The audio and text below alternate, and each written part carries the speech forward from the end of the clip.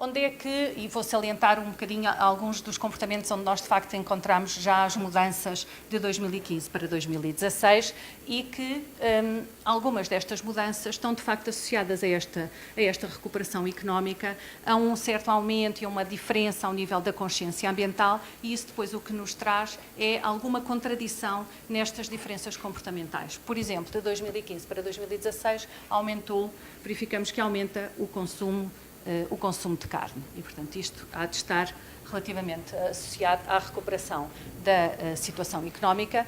E depois o que é que verificamos? Por outro lado, que aumenta também o consumo de alimentação de origem biológica e de produção local.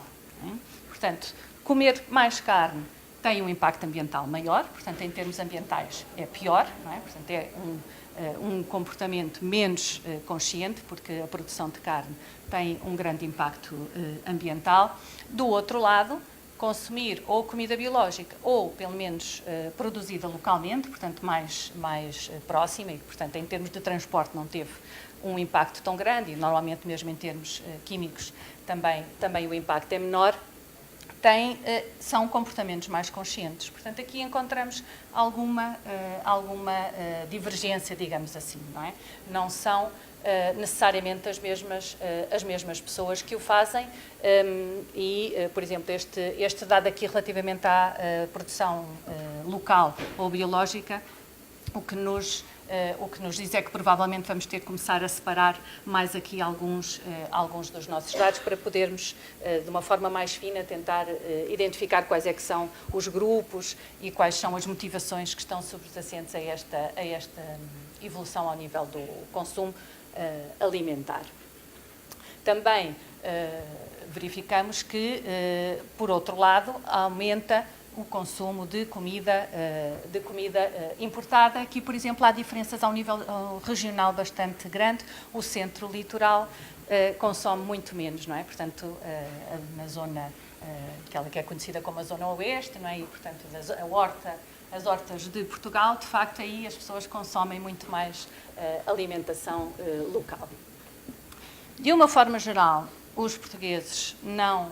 portanto, a grande maioria não adquiriu um crédito ao consumo, embora de 2015 para 2016 verificamos um aumento de 1%, assim como também aumentou 1,4% a compra de automóvel, não é? E que, se pegarmos só no grupo dos que compram automóveis, o aumento é bastante significativo. E lá atrás tinha um dado que eu saltei, mas, de uma forma geral, a maior parte das pessoas não verificam, por exemplo, os critérios ambientais não são um critério de decisão na escolha do automóvel que compram. A maior parte das pessoas tem um automóvel.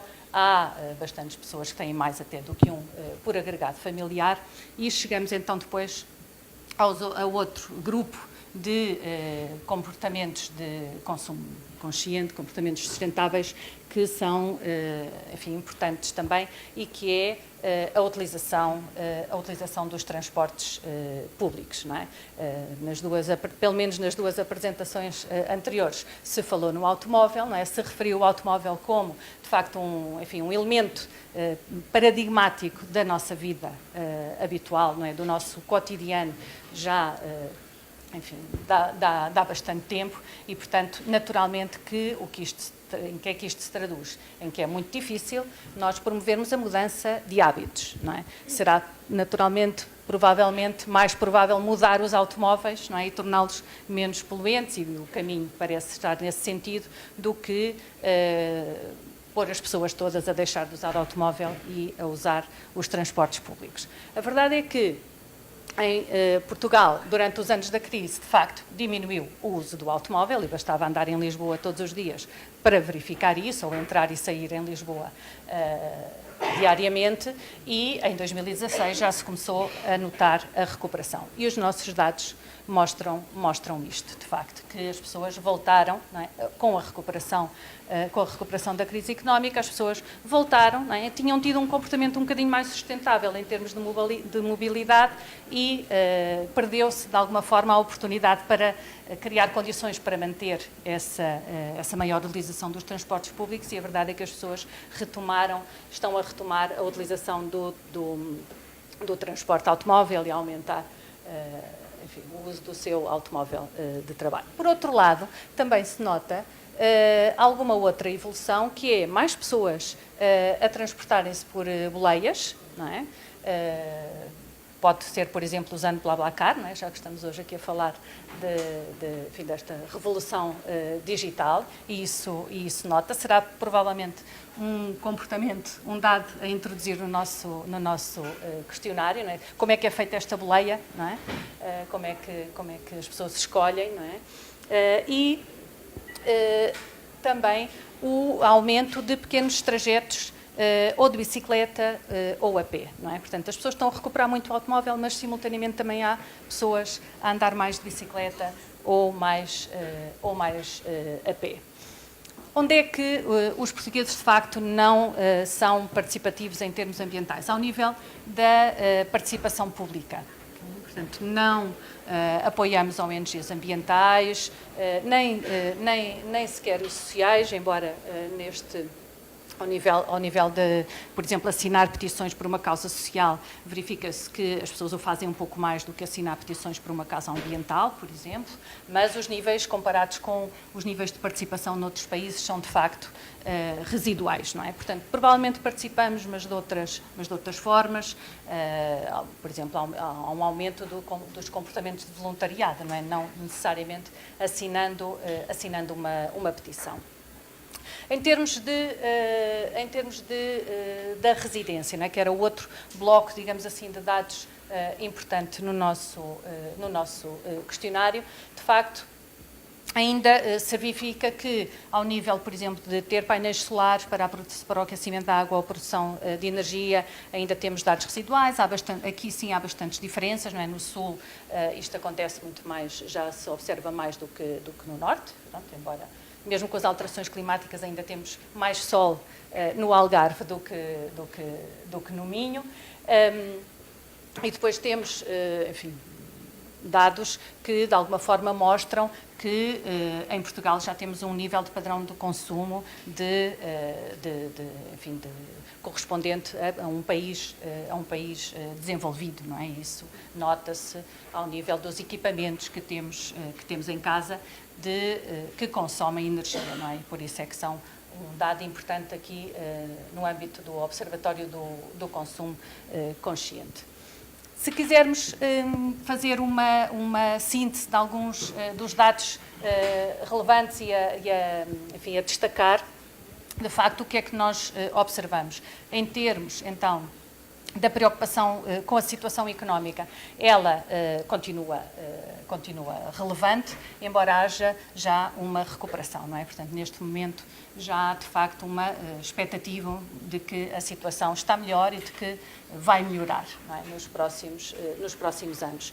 Em termos de preocupação ambiental, somos os portugueses bastante preocupados com a situação ambiental, ao nível de outros países desenvolvidos e não só. Normalmente este dado até enfim, parece um bocadinho inflacionado. Muitas vezes há alguns estudos que mostram, de facto, que os portugueses até são mais preocupados do que depois na realidade são. Sobretudo, o que se observa é que há uma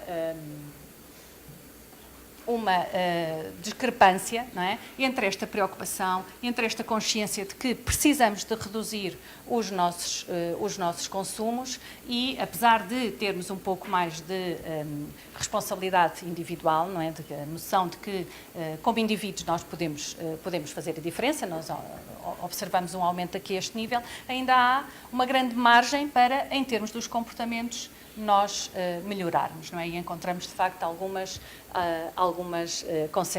contradições, não é? Portanto, em termos de poupança de energia, mesmo os comportamentos de separação para reciclagem ainda têm uma grande margem para aumentar.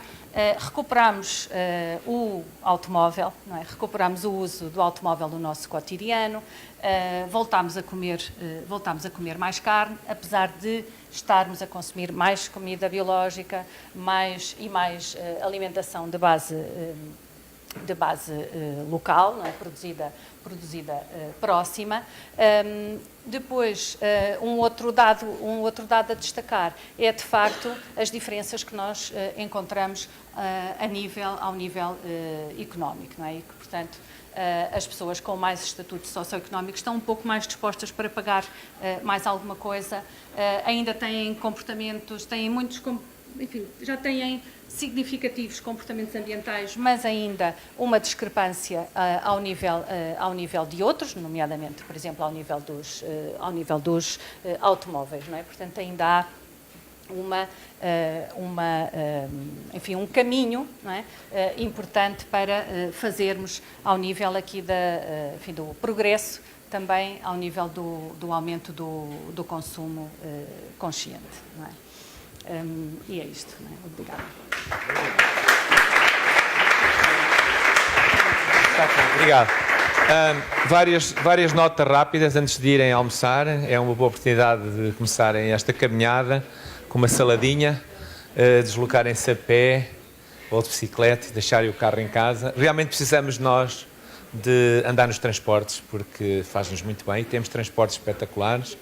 E uma coisa também muito importante, os takeaways que levaram daqui, que eu tomei nota deste painel, do segundo painel, da Teresa Mesquita, da CIBS, claramente já perceberam o potencial que há nos pagamentos através do mobile. Vamos deixar de ver o dinheiro e ver os nossos pagamentos e, portanto, o grande desafio para o comércio eletrónico é claramente melhorarmos a capacidade de transmitirmos segurança nesses pagamentos. Portanto, o resto nós estamos bem em tudo, só nos falta realmente essa capacidade. Do nosso amigo António Antoine Blanches, ele disse-me duas palavras e, como estão aqui muitos jovens, não se esqueçam sempre disso: relevância e frequência, se querem fazer o tal engano, certo? E agora aqui da nossa amiga, ela deu-nos aquilo que era muito importante: o futuro interessa-nos a todos, portanto temos de ser muito mais amigos de nós próprios e dos outros. À tarde vamos ter surpresas. Vai começar logo a seguir ao almoço com uma surpresa grande em que vocês vão participar. Vão ser atores de uma surpresa, não vos digo qual é, porque é surpresa.